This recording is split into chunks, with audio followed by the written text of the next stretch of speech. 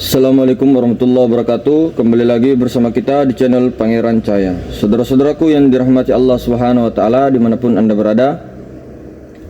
Hadirin yang bukan Allah, maka sebelum kita memulai fase di mana berjalan untuk mewusul kepada Allah Subhanahu wa taala, itu dipentingkan terlebih dahulu itu adalah ilmu atau pengetahuan atau teori tentang praktek wusul tersebut, atau teori ilmu ma'rifat, teori ilmunya, kemudian teori jalan prakteknya. Itu wajib, perlu sekali. Kemudian kalau mau tinggal mengikuti jalan yang lurus ataupun jalan yang tidak berkelok-kelok, maksudnya kesana kemari, cari penuntun, cari pembimbing. Karena kalau tidak ada pembimbing, itu diibaratkan begini: saya ini dari Jogja mau ke Jakarta, ya, dari Jogja mau ke Jakarta, tidak pakai map. Yang kedua, tidak pakai pembimbing. Kendaraannya ada, motornya ada, tapi sendirian, tidak pakai map, ya, tidak pakai pembimbing. Dan sementara saya ini tidak pernah tahu Jogja, hanya mengenal melalui ilmu. Oh, Jakarta itu begini. Oh, Jakarta itu begini. Ilmunya, teorinya, tapi saya belum pernah ke Jakarta, misal ya. Tapi saya sendiri. Di sini ada beberapa kemungkinan. Entah itu saya tanpa map dengan tanpa penuntun. Entah itu saya belok-belok dulu. Kan biasanya itu satu harian lah Jogja sampai Jakarta. Akan tetapi saya ini yang tidak ada penuntun, tidak ada map pula, tidak tahu jalan, ya. Hanya mengetahui, oh, Jakarta. Itu nanti yang tadinya perjalanan 1 hari atau kurang dari 1 hari, itu menjadi bisa 2 hari, ya kan? Bisa perjalanannya 3 hari, atau bisa 4 hari, bisa 5 hari, atau bahkan bisa 1 bulan. Wallahu a'lam bishawab. Atau bahkan sebelum sampai ke Jakarta saya mati. Mungkin, kita tidak tahu. Maka kalau mau tidak meraba-raba atau sudah ikuti jalan yang ada, ibarat kita ini mau naik ke puncak gunung itu tadi loh, kita itu sudah ikuti pita-pita di jalan yang pernah dilalui orang. Pita-pita itu di dahan-dahan ranting-ranting itu kan ada pita merah, itu sudah dianukan. Atau kita lewat leader, ada leader yang tuntun kita. Kalau kita lintas alam itu berbeda dengan orang yang sudah menjalani itu. Tapi ya terserah aja, itu macam-macam ya, pribadi masing-masing. Kemudian kalau tidak ada leader seperti itu, belum ada toriko muktabaro, itu torikonya dengan solawat. Maksudnya torikonya jalurnya solawat, niatnya ke Nur Muhammad sallallahu alaihi wasallam. Akan tetapi biasanya orang, meskipun jalur Nur Muhammad, tetap dia cari penuntun untuk menunjukkan jalurnya Nur Muhammad. Apakah betul duduknya sudah betulkah atau begini? Baru sudah betul praktekkan. Baru jalan sendiri, tahu sudah duduknya, tahu sudah caranya, tahu sudah, praktekkan. Maka begitu. Kemudian kita ini yang namanya nafsu itu tidak bisa dihilangkan, saudaraku. Nafsu itu tidak selamanya buruk. Kan ada berapa nafsu? 7 macam ya. Amarah, lawamah, sufiyah, mutmainnah, radiyah, mardiyah, kamilah.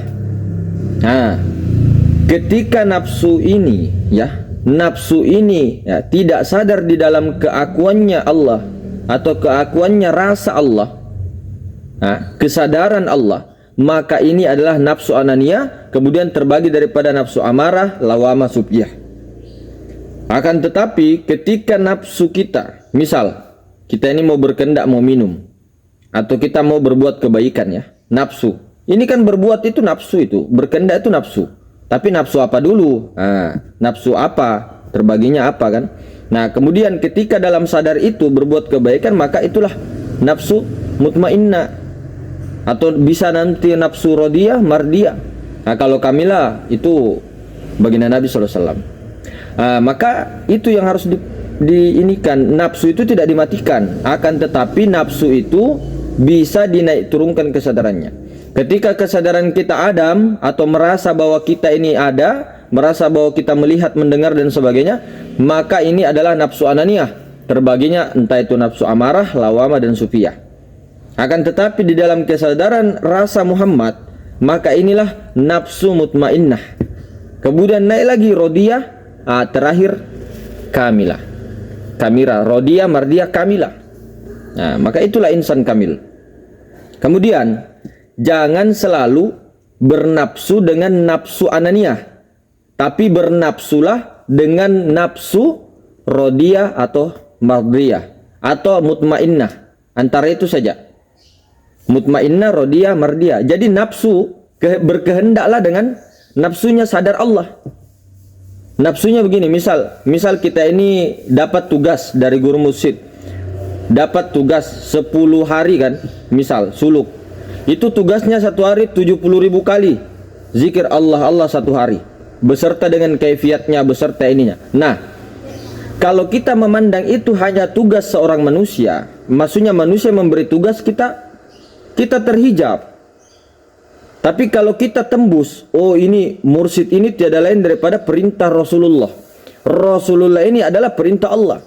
Atau kalau ke dalam-dalamnya lagi bahwa mursyid ini tidak ada, yang ada hanya Nur Muhammad. Nur Muhammad sekalipun itu tidak ada. Nur Muhammad itu tiada lain daripada wujud Allah. Wujud Allah daripada Allah Ta'ala. Oh berarti ini Allah Ta'ala, mazhar Allah Ta'ala yang perintahkan seperti itu. Ketika kita bait dan talqin torikoh, mengambil jalan Naksabandi Kholidiyah misal 10 hari suluk. Nah kalau kita disuruh ya sama mursyid misal ya 70.000 kali, kemudian kita hanya tidak menyelesaikan PR ya, hanya 20.000 kali, ini adalah nafsu kita, nafsu kelemahan kita, nafsu adam kita, nafsu anania kita masih banyak, masih panjang, masih melekat jauh. Nah, makanya saya bilang nafsu itu tidak dihilangkan, tapi nafsu ini bisa ini kan kesadarannya. Ketika nafsu itu meskipun bernafsu menggebu-gebu ya, mencari ilmu, lihat perjuangan ulama-ulama sufi dulu, lihat ulama-ulama yang tasawuf, ulama-ulama ma'rifat, lihat Imam Bukhari, lihat Syekh Abdul Qadir Jilani, apakah bernafsu mencari ilmu? Kita yang tidak paham tentang apa itu nafsu, saudaraku, apa itu nafsu, ketika kehendak atau keinginan itu di luar daripada kesadaran Allah Ta'ala, maka itu nafsu ananiyah. Nafsu ananiyah terbagi amarah, lawamah, sufiyah. Ketika di dalam kesadaran Muhammad atau kesadaran Allah Ta'ala, maka di situ adalah nafsu mutmainnah, kemudian nafsu rodiyah, mardiyah, kamilah. Itu perlu dipahami, bukan nafsu dihilangkan. Jangan salah paham. Nah itu, kalau nanti salah paham, tidak berjalan lagi semangat daya juang, tidak berjalan lagi semangat untuk menuntut ilmu. Misal, ilmu itu adalah cahaya, memang, tapi ilmu juga bisa jadi hijab.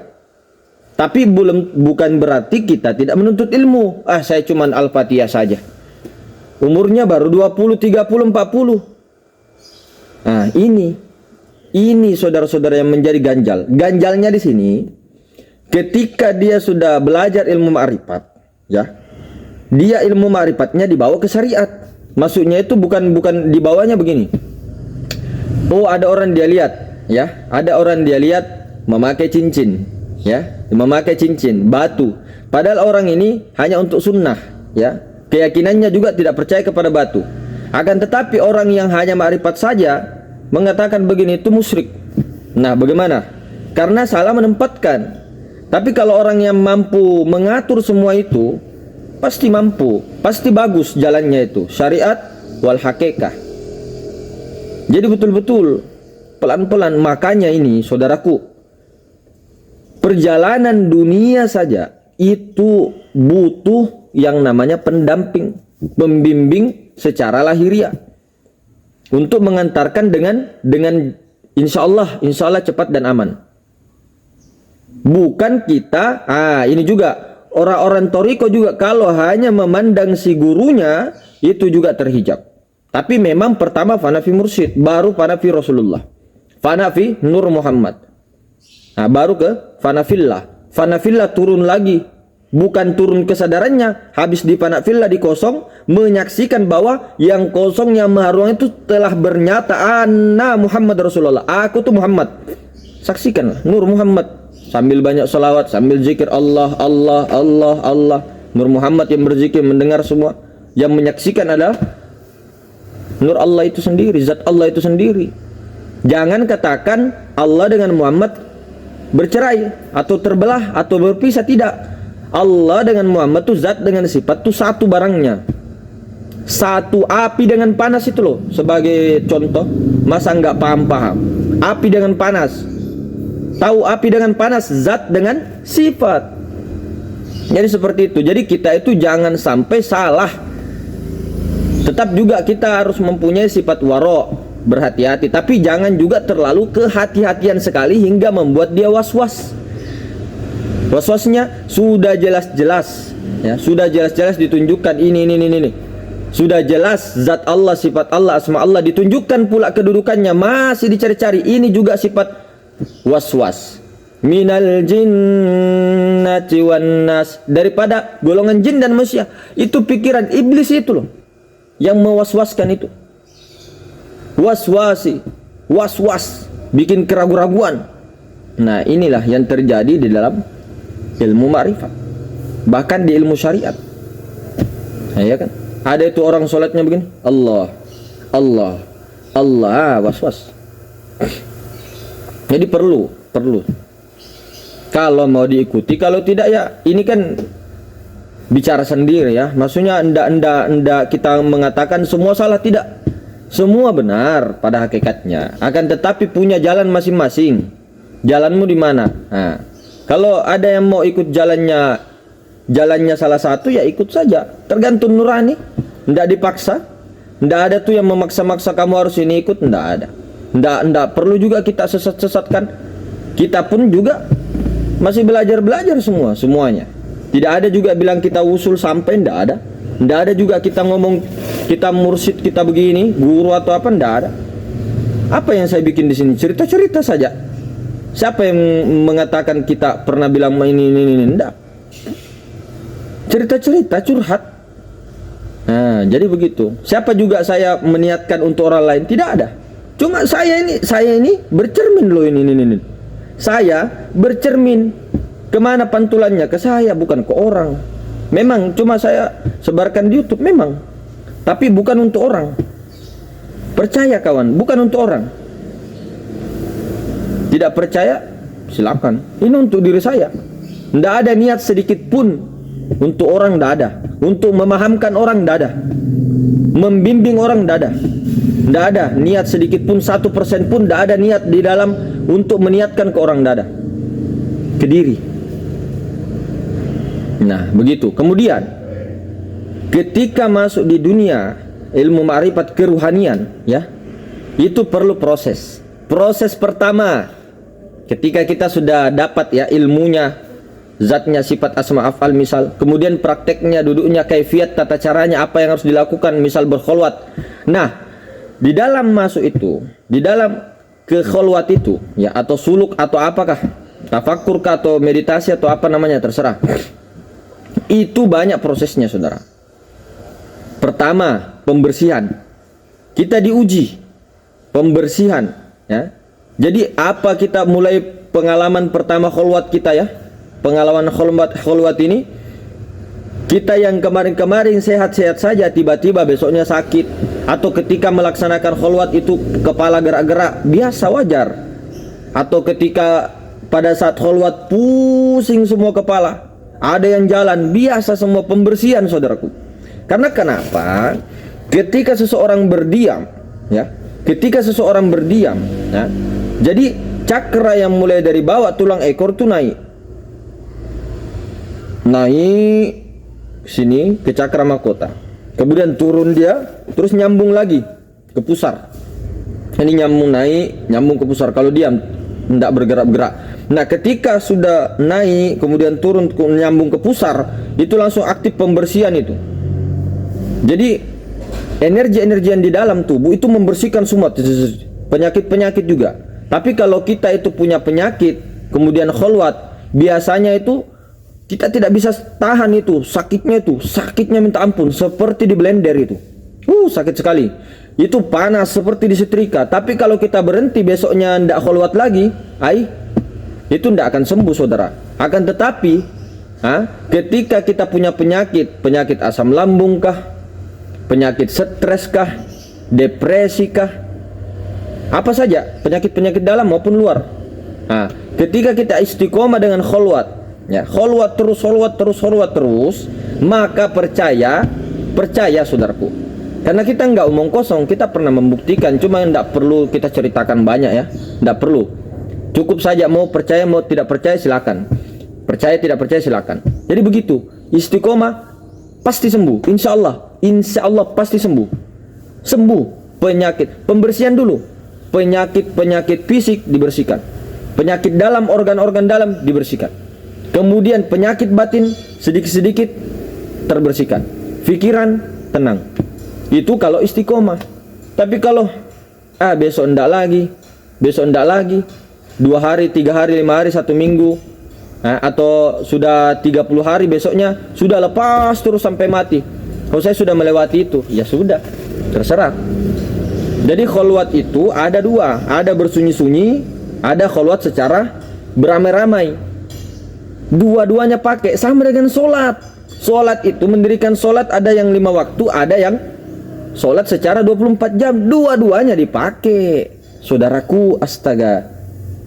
Tapi saya tidak mau sholat dulu, tidak mau karena kita ini jangan dekati sholat dalam keadaan mabuk. Iya memang, mabuknya itu bukan mabuk minuman. Mabuk minuman itu memang syariatnya begitu. Hakikatnya adalah ketika kita belum mengenal, belum khusyuk di situ. Akan tetapi selain juga ada ayat seperti itu, ada juga ayat yang mengancam tuh, yang tidak sholat, yang tidak mendirikan. Nah ini untuk orang-orang yang percaya saja kepada Nabi Muhammad. Kita tidak salahkan orang-orang loh ya. Kita kepada diri saja deh. Saya ini bicara diri sendiri, mau didengar tidak. Saya bercermin. Nah begitu. Dua-duanya pakai. Kholwat juga begitu. Kholwat secara ramai, kholwat secara sepi. Apalagi umur-umur 25 sampai 40. Saya kira 50 juga masih bisa. Saya kira bisa itu. Kenapa kita tidak bisa? Karena kita tidak terbiasa. Sifat Adam kita ini besar, kemelekatan itu besar.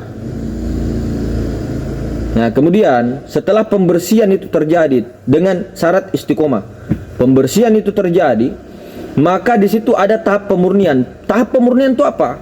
Ketika sudah bersih, masih ada sisa-sisanya sedikit. Nah, dimurnikan lagi. Dimurnikan sedikit demi sedikit sehingga sempurna. Akhirnya muncul kesadaran bahwa sudah mulai. Astaga, ya Allah, yang mencari yang dicari, astagfirullah. Ini tuh, banyak O-nya, sehingga pada saat itu banyak menangisnya, banyak menangisnya, ada juga senangnya, rindunya dan sebagainya. Tapi nanti ketika sudah di kesadaran itu terus mesra, nah terakhir tahap pencerahan. Tahap pencerahan inilah semua di sini senang, di sana senang, di mana-mana hatiku senang. Tidak ada susah, tidak ada rasa sedih, tidak ada rasa khawatir, tidak ada saudara. Bukan berarti dirinya hampa tidak. Dia senang terus saja. Senangnya itu bukan di mulut, bukan. Kemudian ketika mengungkapkan perasaan kepada Allah, diam saja, diam sediam-diamnya. Itu yang cocok. Tuh. Maka inilah pencerahan sejati. Nah, inilah orang-orang yang mengalami seperti cakra mahkotanya terbuka itu ya. Itu bunga teratai terbuka begini. Sini dari bawah terbuka begini. Kerennya. Pencerahan. Jadi sehingga sudah mencerahkan, sudah tercerahkan, pasti apa yang dipegang, tidak memandang suku, tidak memandang agama, tidak memandang ras, tidak memandang budaya, tidak satupun di dalam pandangan batinnya melihat selain daripada Allah Ta'ala. Ini orang yang sudah tercerahkan. Tapi kalau masih ada cerita-cerita makhluk, sana dulu. Begitu. Masih jauh kita. Ini gampang diucapkan saudara. Emangnya saya juga mengucapkan teori-teori seperti ini saya sudah laksanakan? Belum tentu. Saya ini teori saja ini. Teori. Nah, begitu. Nah, jadi teruskan. Syukur, banyak-banyak syukur. Itu kuncinya tuh banyak-banyak syukur. Sholawat banyak-banyak. Syukur deh. Banyak-banyak nerima. Jangan selalu kenapa begini? Kenapa begini? Nah, dua itu zikir ada mengeluh, ada zikir rahasia. Nah, zikir kenikmatan dah. Begitu. Perlu dipahami, saudaraku. Lanjut, semangat.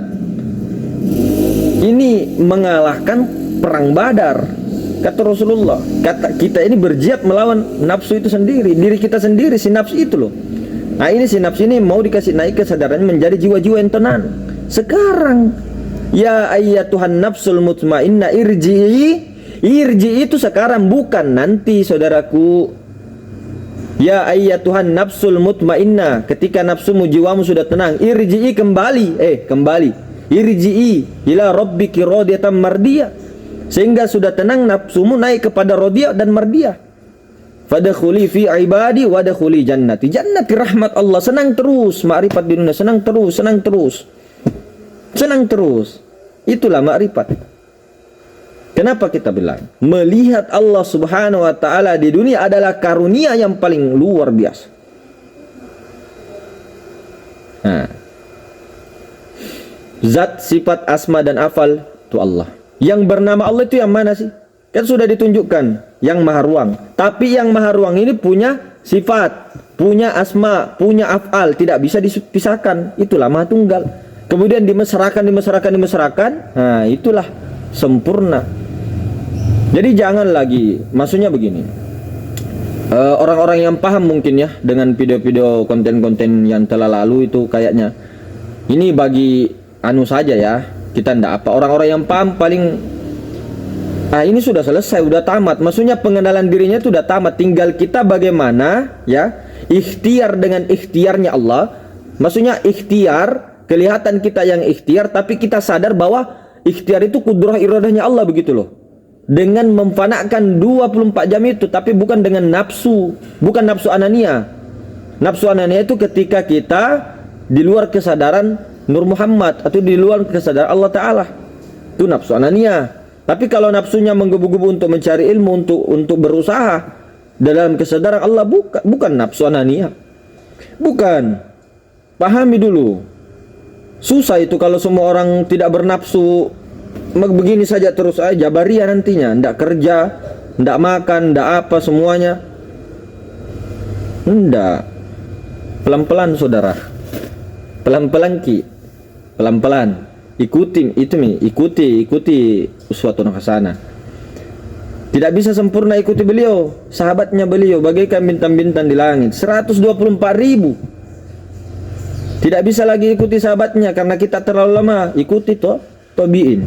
Tidak bisa tabi'in, tidak bisa ulama, tidak bisa guru kita minimal. Siapa lagi? Nah, mungkin begitu saudara. Jadi sebenarnya sudah tamat pengenalan diri, bagaimana kita mesra. Tapi kalau sudah ditunjukkan zat, sifat, asma dan afal, ini kan intinya. Tapi kalau sudah intinya, sudah tahu zat, sifat, asma dan afal, kemudian mesra, mempelajari ilmu-ilmu mulai dari bawah lagi 4 unsur, atau kakang kawa adi ari geti puser, atau ilmu malaikat dan sebagainya, itu ndak apa-apa, ndak masalah kalau keyakinan sudah tertancap, ma'rifat sudah tertancap begitu loh. Jadi tidak geser-geser. Ndak baru belajar ini zat, sifat, asma, afal misal Allah, baru belajar ilmu ma'rifatullah, baru belajar mesra sedikit 2 hari, ada sedikit goyang lagi, ada sedikit goyang lagi, karena terlalu banyak yang kita pikir, bro. Terlalu banyak teori-teori di otak kita, keliling 7 sampai beleng-beleng. Jangan ragu saudaraku. Allahu Akbar. Ya, la haula wala quwata illa billah. Hasbunallahu lima ahammana, hasbunallahu liman adana, hasbunallahu liman khadana, hasbunallahu liman khadalana, hasbunallahu liman makrubina, hasbunallahu min jami' khalqi, hasbunallahu ni'mal wakil, ni'mal maula wa ni'man nasir, la haula wala quwata illa billah. Allahumma ighfir ummat sayyidina Muhammad, Allahumma arham ummat sayyidina Muhammad, Allahumma ansur ummat sayyidina Muhammad, Allahumma islah ummat sayyidina Muhammad. Allahumma ba'ats fihim sultanan nasira ya qayyamatin ikfina syarra dzalimin. Assalamualaikum warahmatullahi wabarakatuh.